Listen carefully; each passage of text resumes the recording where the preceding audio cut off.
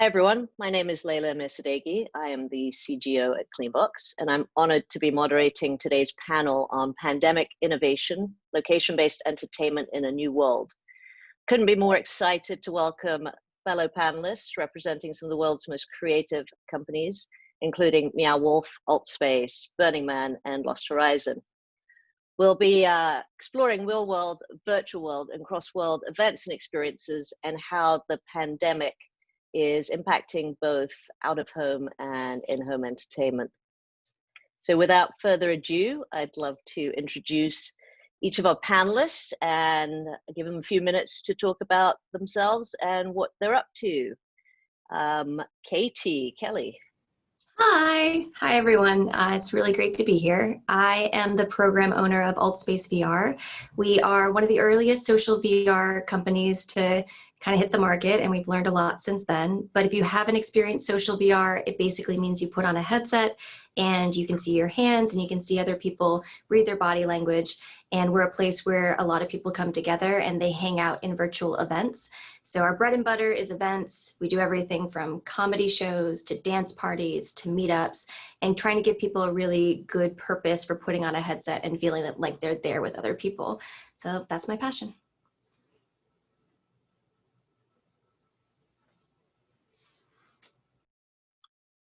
Thanks, Katie.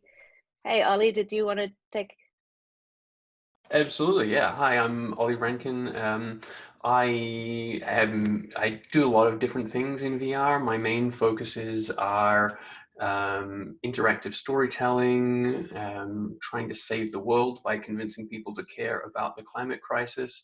And today I'm here representing Lost Horizon and VRJAM, two companies that I'm part of. They're involved in putting on virtual events, bringing people together in virtual reality spaces and recreating the sort of the magic of festival experiences in VR.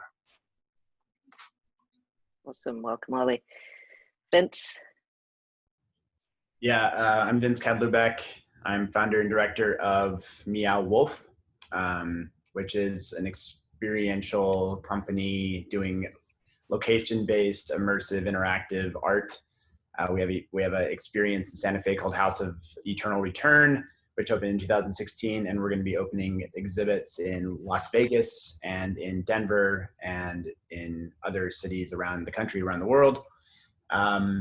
My interests mostly are centered around creating alternative realities, new social constructs within which people can operate under new social contracts. That's kind of like where the heart and soul is it for me, and just wanting to bring a more creative, more imaginative world into people's being.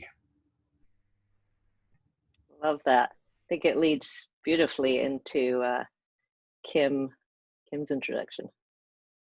Hi, thank you, Leila. Thank you for organizing this, and so happy to get the chance to be with the rest of the panelists. I'm the Director of Creative Initiatives for Burning Man, and I would say that Burning Man is very much about co-creation, about permission, about community and connection, and ultimately that becomes about culture.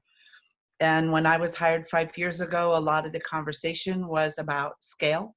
How does Burning Man scale beyond the desert in Nevada, where we have Black Rock City and 80,000 people each year, as we saw global events happening in 90 other locations worldwide? We were asking ourselves about the culture, the movement, and the impact of the ideas of Burning Man beyond the actual physical location.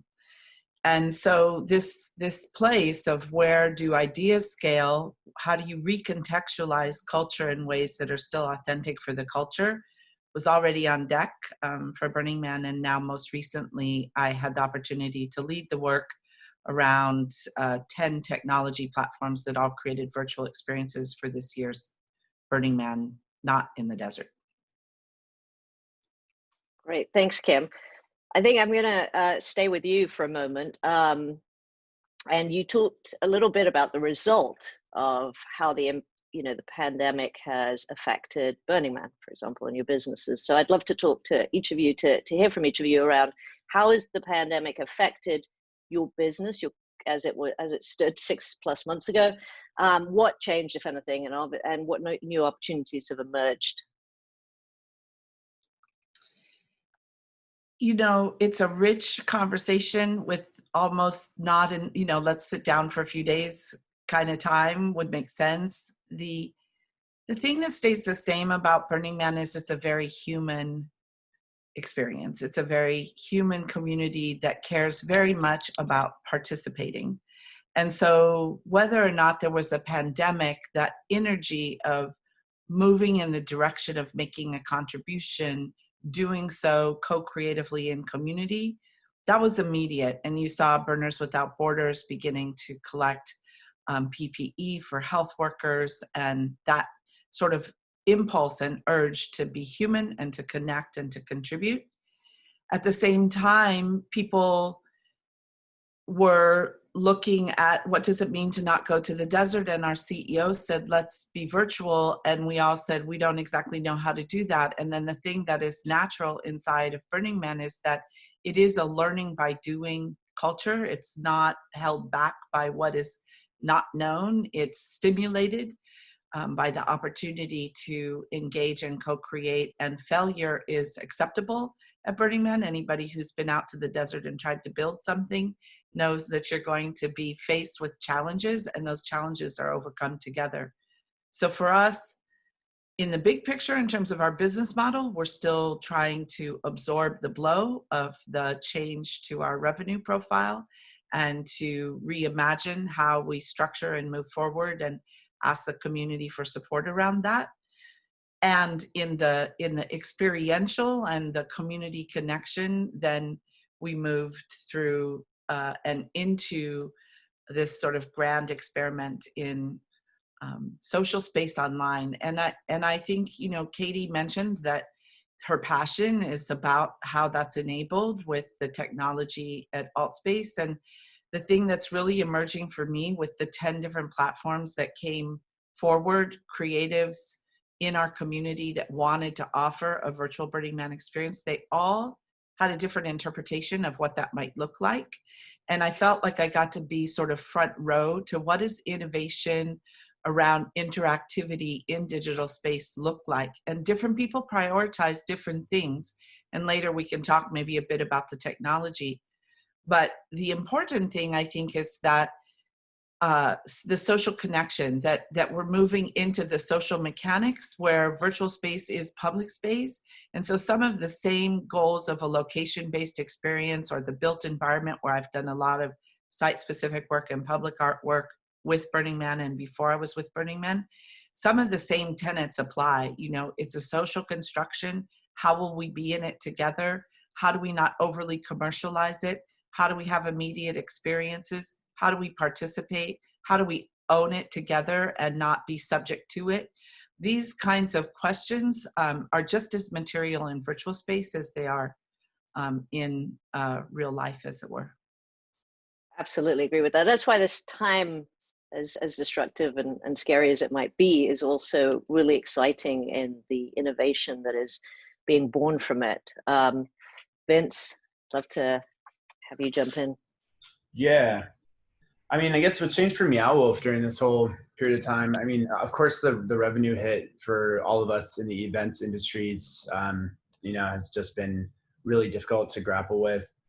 But, you know, like the biggest thing for me is that like so many people now have seamlessly adopted the usage of, you know, Zoom and online video meetings. And I think that like that's probably the biggest shift for us as a company, both internally, of course, with like how we meet, how we communicate, how we work, but I think also moving forward, just how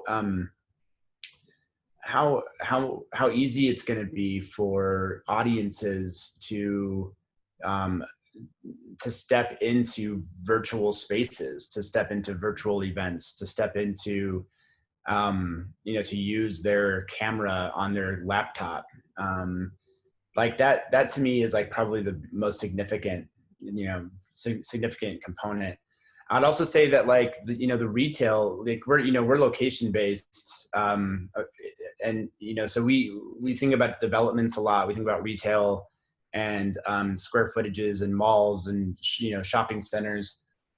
And the retail apocalypse that everybody thought was going to happen, that was in the process of happening, and everybody thought it would sort of reach its kind of climax within the next 10 years, is now upon us today.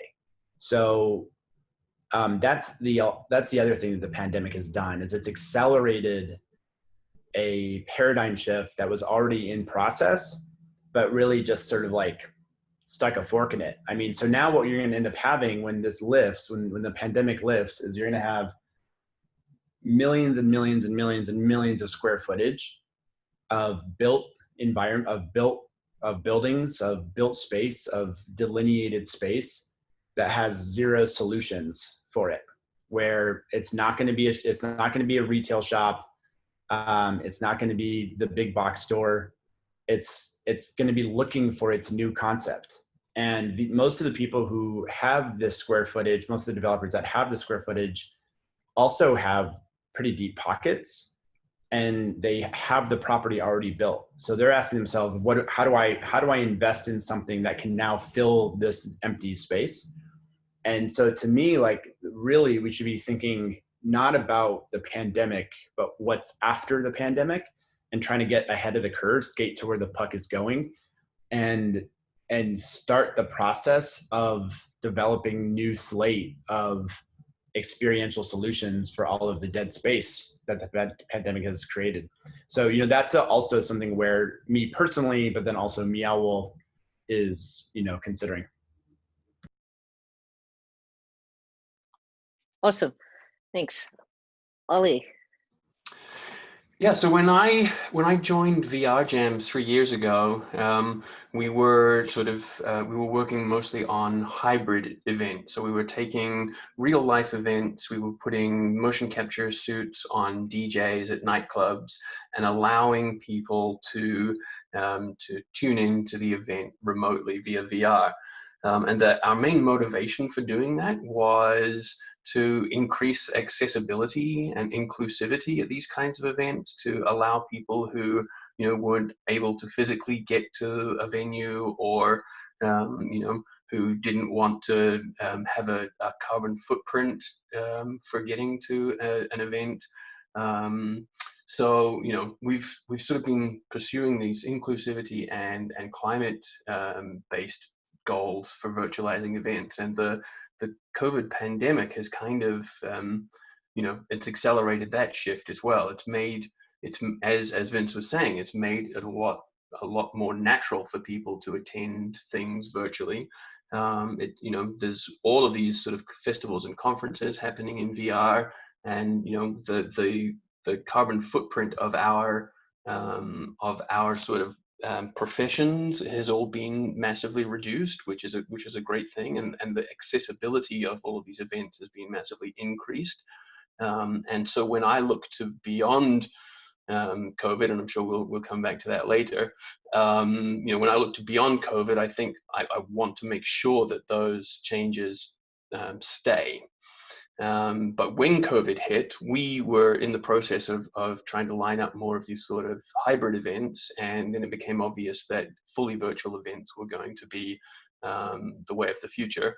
And so for our business, it's been a bit of a boon, to be honest, because it has just accelerated the uptake of these kind of events.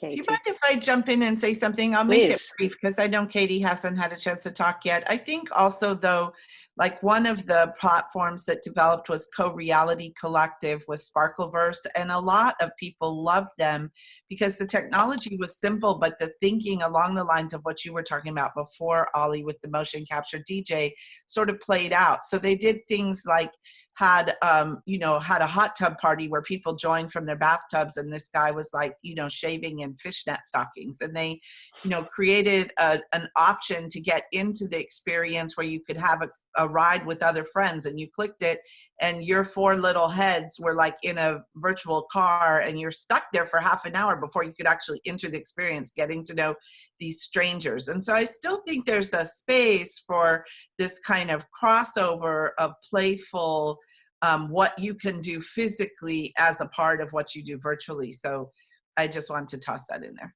Absolutely.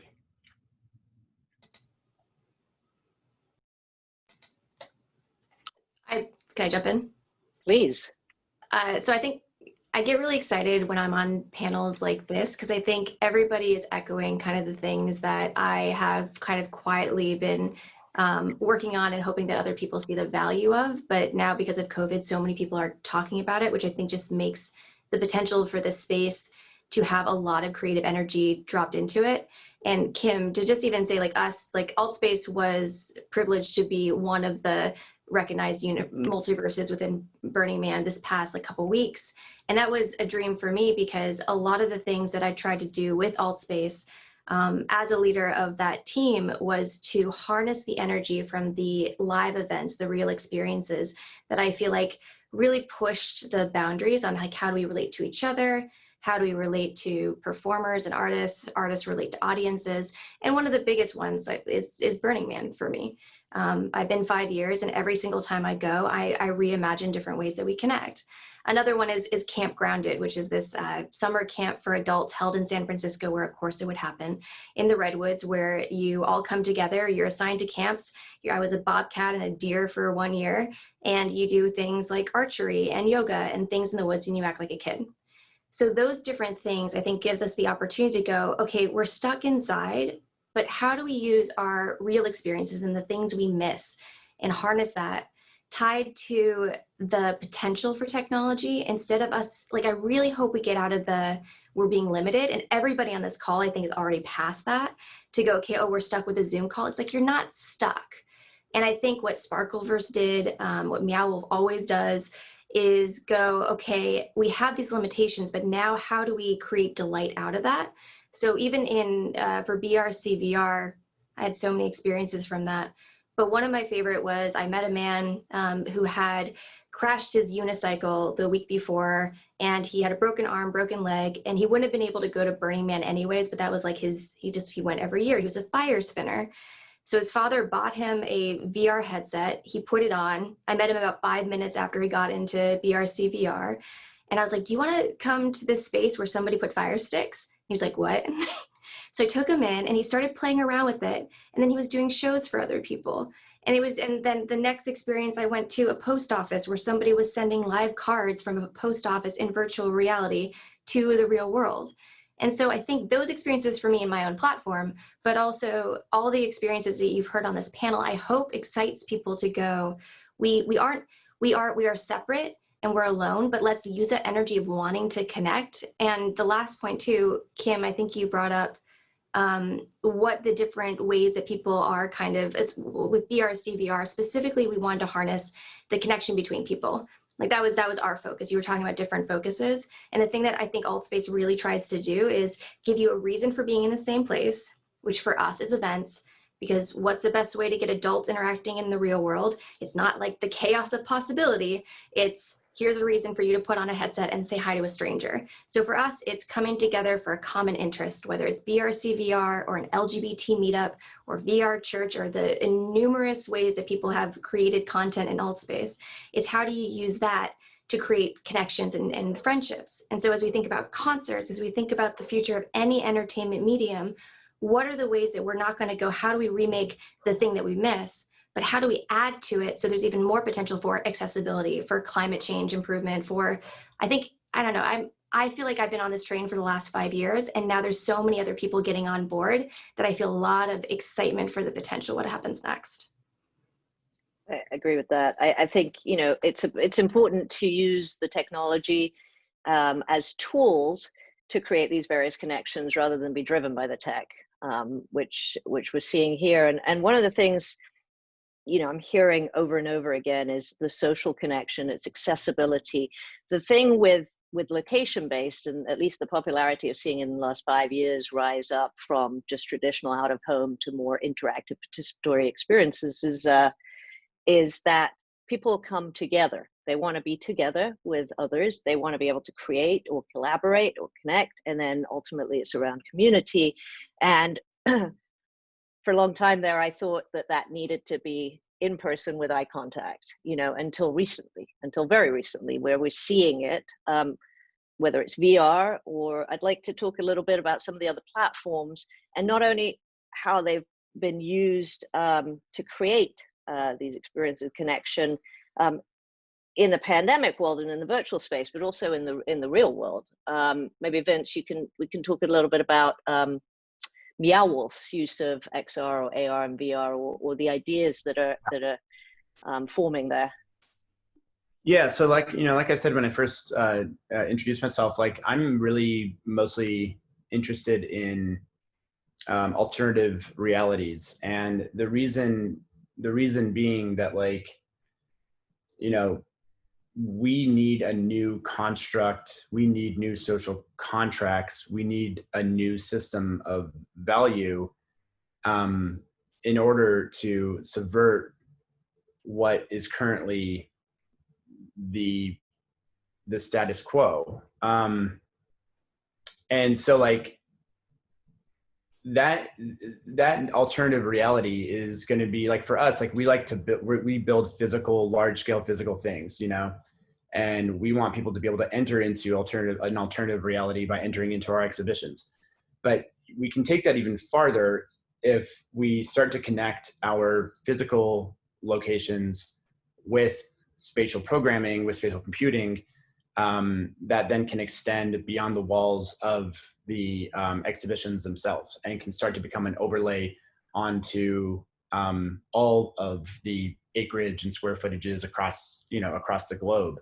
So, like, that, to me, the promise of AR, and really headset driven AR, is that we can opt into realities as we so choose, and those realities can become can circumvent or can subvert the existing platform with which we live in, and the current systems of value and social norms, social contracts.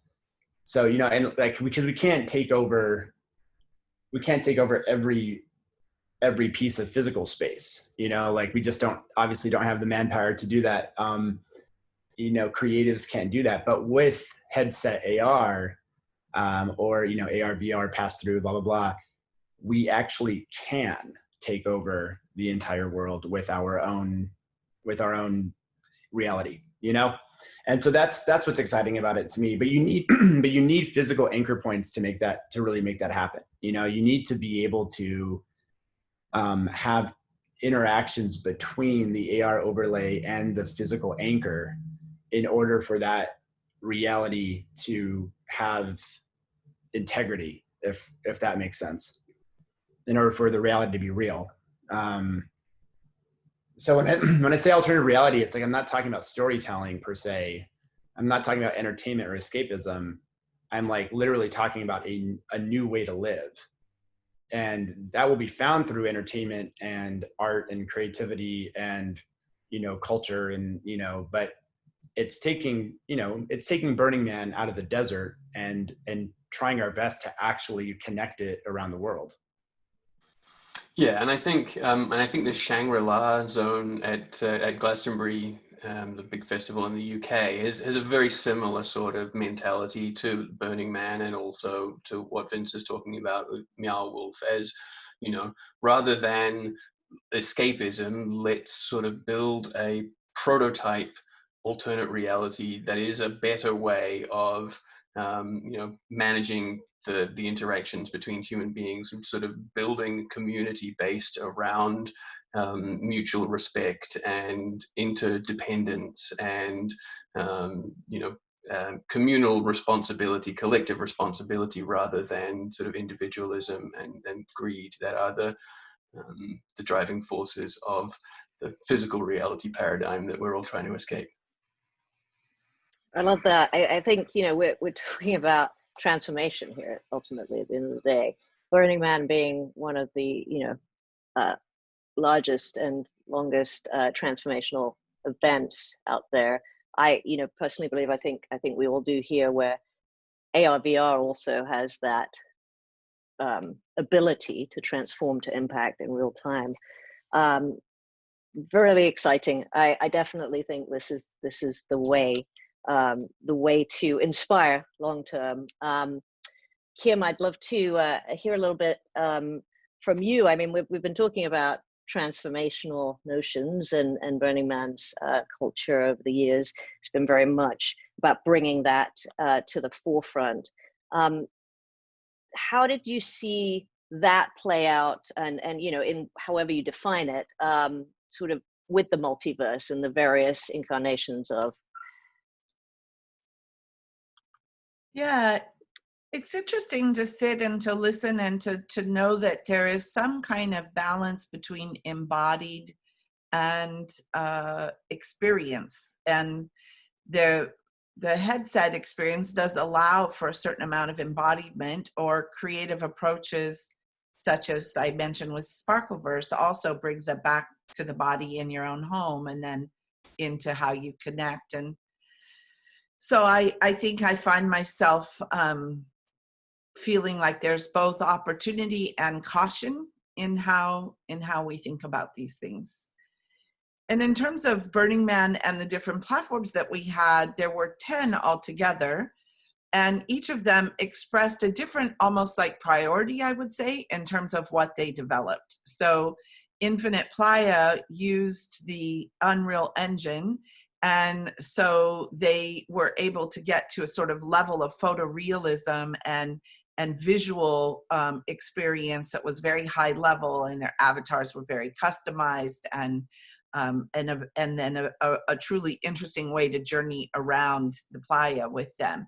And then you look at Build-A-Burn, which was on the Topia platform, and it's based on illustrations and sketches, and really proximity is almost the biggest, sort of unit of play, if you will, so that your little avatar is just a tiny little figure that's in a color.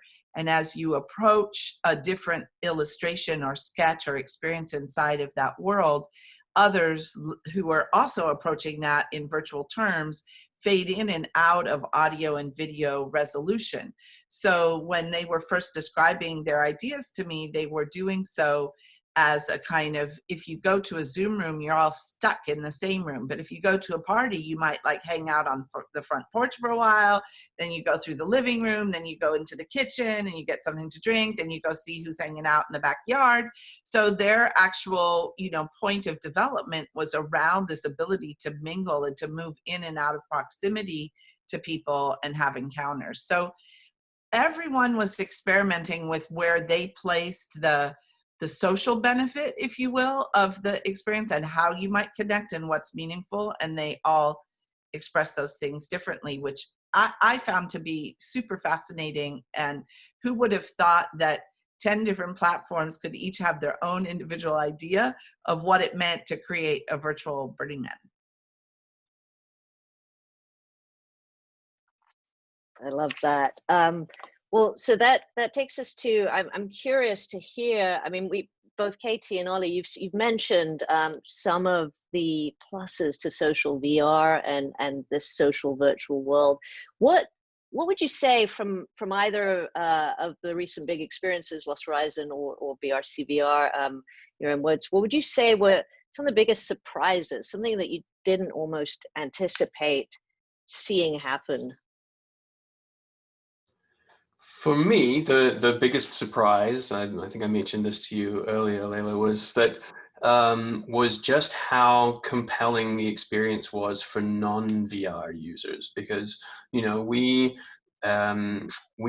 built this in the SansR platform, knowing that the visual fidelity of the platform and the sort of the built-in social tools were going to make it an absolutely amazing experience for somebody in VR, and it was actually going to feel like they were at some real crazy cyberpunk future festival. What we didn't really factor in, and even though one of the reasons that we chose SansR was because it doesn't limit attendance to just VR attendees, but people can tune in on a PC desktop and we managed to get a smartphone app also running in time for the event, so that people on any smartphone could also tune in. But what was just absolutely amazing was that somebody on their PC desktop spending a few minutes customizing their avatar and a couple of minutes downloading some dance moves that they could then have their avatar do, that tiny amount of effort and their own sort of personality that they imbued on that avatar meant that they were recognizable, and that you could actually feel like you were on a dance floor with people from around the world who you recognized and knew. I think that was just absolutely mind-blowing, and it just gave me so much hope for the future of these kind of events. Katie. Yeah, there were so many things. And I think the biggest one for me was we've been doing this for about 5 or 6 years with AltspaceVR. And I've heard so many stories about how this has impacted people that use the platform, whether it's from an accessibility standpoint or finding their community. One of my favorites is still our LGBT meetup is one of our longest running events. And when I first hosted one, probably 4 years ago, I was talking to a couple hundred people in AltspaceVR, and I was asking them about their different experiences being gay around the world. And you heard everything. You heard from a couple in South Africa that was fighting for gay rights, or a man in Turkey that was scared or worried and trying to find his place in the world. And what we heard, though, after doing those more often, that because we offered a place for people to meet despite their geography, despite what I take for granted living in a major city, that gave a community and culture that isn't as accessible. And there was one woman that I met a couple of years later that said she was able to come out to her family in a pretty rural place in the US because she felt like she found her community in VR. So I've been hearing this for years, but the surprise since COVID was more me experiencing it in a way that I don't think was possible unless the place where I went was flooded with my own culture. And so having VRCVR and putting on my headset, I've never had the need to go back and put on my headset every night for 5 days straight. I crawled into my bed unapologetically at 4 a.m. on Friday night of VRCVR week, and it felt like I had been through the dust. And it was because everybody I met had prescribed to a culture that I really gravitate towards. I went up to somebody and started talking about God and spirituality within 5 minutes, like something that happened all the time at a place I used to travel very far to go to. And I'm not saying that we're emulating or we're replicating experiences, but I think for me, really understanding that ability to go into a space by just putting on a headset, which again is like still not attainable enough. Like these things are expensive. They're like, we have a lot of work to do to make it more accessible. Like Ollie was saying, that like we need to make sure that people don't need a VR headset to experience this. AltspaceVR is available on Mac and PC, and we released Mac just a couple weeks ago, primarily because we wanted it to be more accessible too. And so I think that there's a lot that I'm learning about just being in there, experiencing this with people. But the main thing was, like my energy gauge, and I'm an extroverted introvert, my energy gauge was so much higher when I took off that headset that I was like, okay, like I didn't physically get to hug somebody, but man, those virtual hugs seem to do something. So what can we do to really like improve upon that if this could potentially be a way that we connect from here on out? I think you're doing a beautiful job, Katie, of expressing that. And that was very much what we were hearing from people. Our CEO went into VRCVR and ran into the black hole, which is like the staff bar. And she just got up her headset and started crying, you know, like she's like, I didn't realize it could be this vivid. The other piece is that it does allow for the global participation.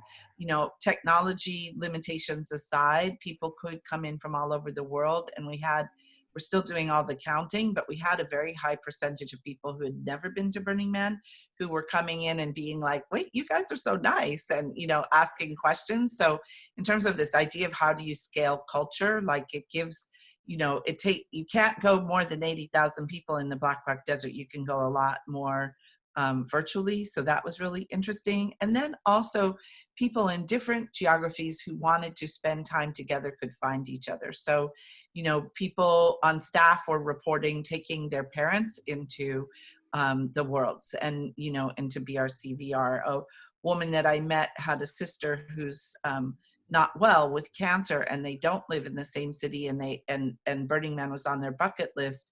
And so instead they, made a plan to go to VRCVR together, and even though they were literally apart. And so there are factors for connecting that I think were delightful to us and not necessarily a foregone conclusion. And we owe a lot of gratitude to the folks that did this, because Burning Man facilitated, but in the end, it was the gifts of the community and the technology creators that made it possible. No, absolutely. And just a plug for parents in VR too. Like my dad, I always wanted to get him to Burning Man. And now I feel like we actually got that experience, because I could not get him out of the headset. I'd be like, okay, like I'm done for the night. He's like, okay, I'm going to wander around a little bit longer and go to the roller disco. I was like, bye, Dad. Sorry, go ahead.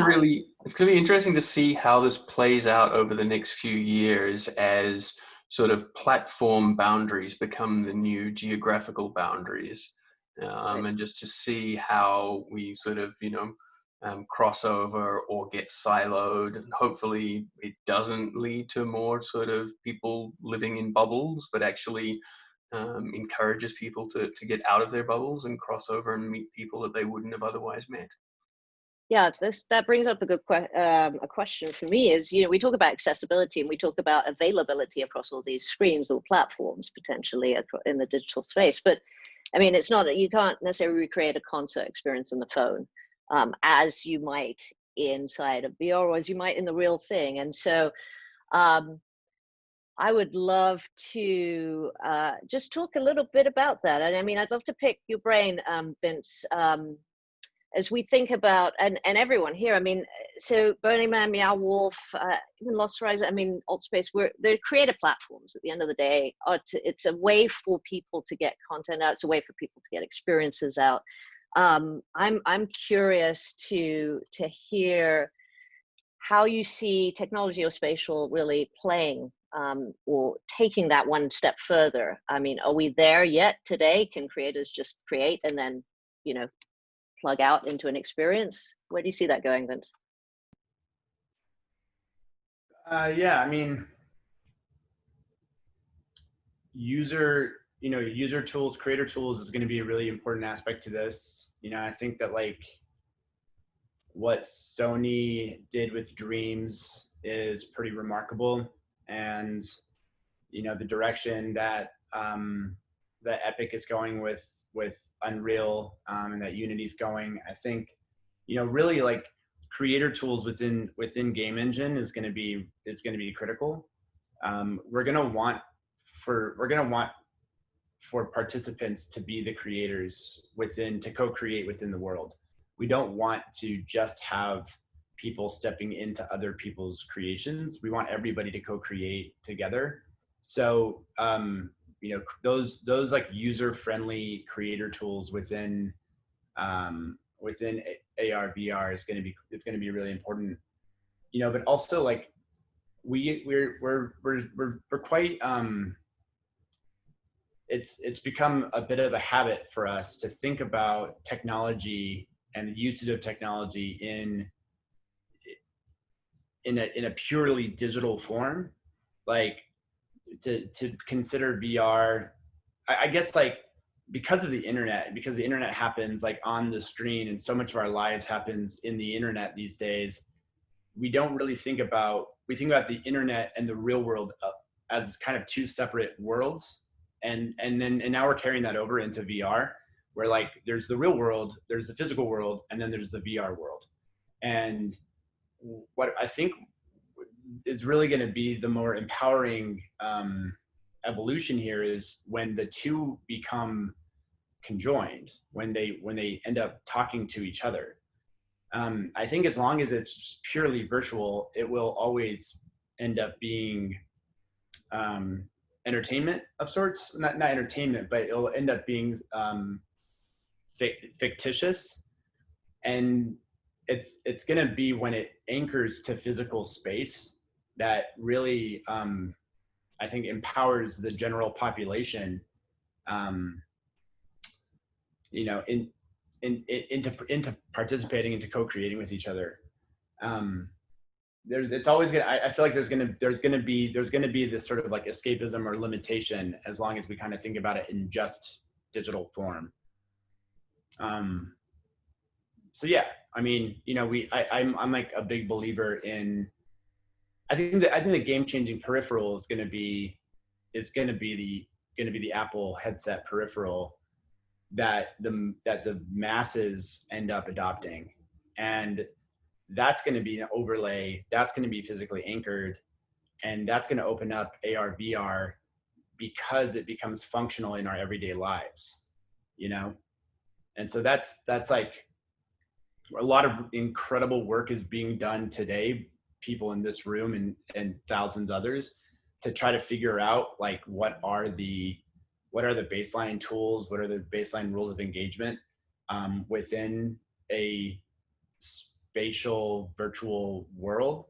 But I think it's all in preparation for what is ultimately just going to become like, you know, just the life we live, just like the everyday life we live. I don't know if any of that made sense.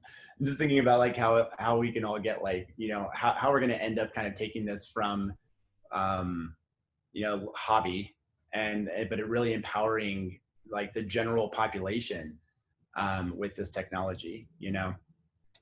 Something to jump in there, because I think I'm really curious too about the blending of realities. And obviously, like, we're part of, Altspace is part of the Microsoft Mixed Reality Group, which is responsible for HoloLens.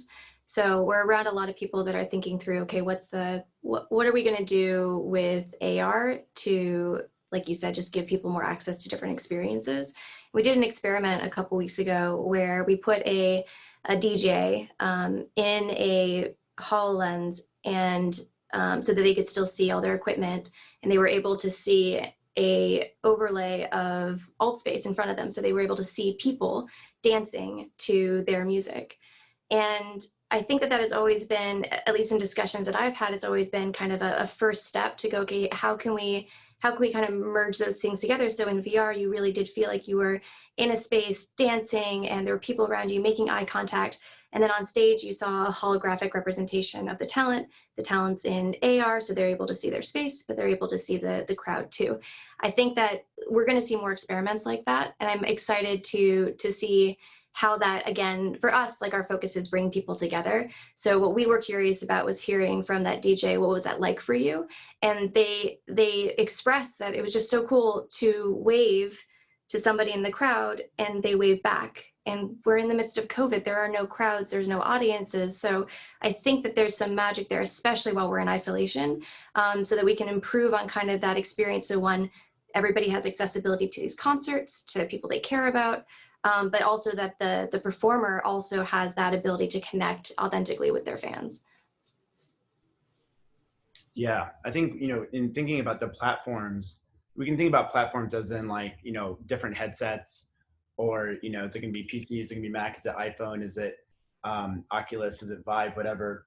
But really, I think the platforms that we should be thinking about designing, integrating and designing together is the platform of physical reality, the platform of virtual reality, and then the platform of in between, the augmented reality, and really thinking about designing so that all of those platforms are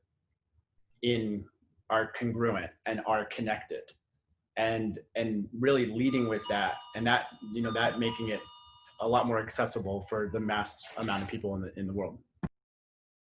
Awesome. That wasn't me saying that we are about to wrap up, but our time is sort of coming to an end. This has been a fantastic conversation. I'm really grateful that you all made the time today to join us.